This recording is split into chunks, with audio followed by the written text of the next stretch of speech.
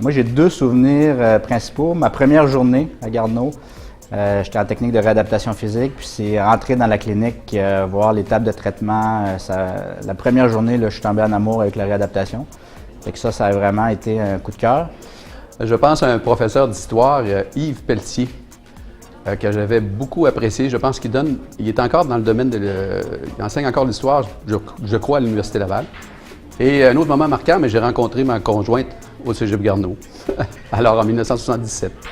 Il y a beaucoup de professeurs qui m'ont vraiment marqué. Moi, j'étais en lettres, donc des professeurs de littérature, de cinéma, entre autres Denis Lelièvre, que je vois encore aujourd'hui parce que je vais souvent lui parler à CKRL, Laurier Veilleux, Régis Mathieu. Donc, c'est des professeurs qui m'ont vraiment donné le goût des mots, de l'écriture, de la littérature. Je vais toujours me souvenir du moment où Yves Tousignan m'a fait partager un peu sa passion pour la politique puis le droit. Ça m'a vraiment marqué. Il y a un moment en particulier, j'habitais dans les résidences en bas de la rue, puis on avait vraiment beaucoup de travail au baccalauréat international.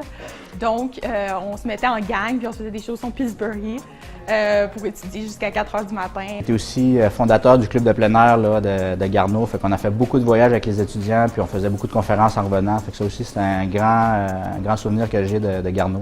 Moi, je travaille dans le domaine d'édition, c'est Septembre Éditeur, c'est ma maison d'édition maintenant.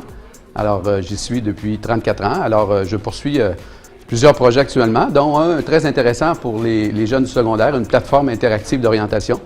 Donc, j'ai fait le Conservatoire d'art dramatique à Québec. Je suis devenue comédienne et ensuite metteur en scène. Et maintenant, je fais la direction artistique d'un festival de théâtre qui s'appelle le Carrefour international de théâtre, qui a lieu tous les printemps à Québec. J'ai le projet d'aller étudier à l'Université de Colombie-Britannique à Vancouver, puis d'étudier dans la faculté des arts et des sciences humaines. Moi, je suis rendu spécialisé dans les commotions cérébrales chez les enfants et les adolescents. Donc, à moyen terme, j'aimerais écrire un livre là-dessus, puis aussi développer un outil de reconnaissance des commotions cérébrales pour un retour au jeu sécuritaire chez les athlètes enfants et adolescents. Actuellement, je suis étudiante en médecine à l'Université McGill. Je suis en année off, c'est-à-dire une année sabbatique. Et puis, je travaille par rapport aux violences sexuelles pour faire de la sensibilisation, puis pour changer les lois par rapport à ça.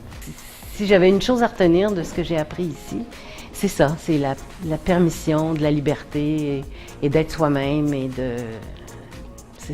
d'assumer ses propres passions.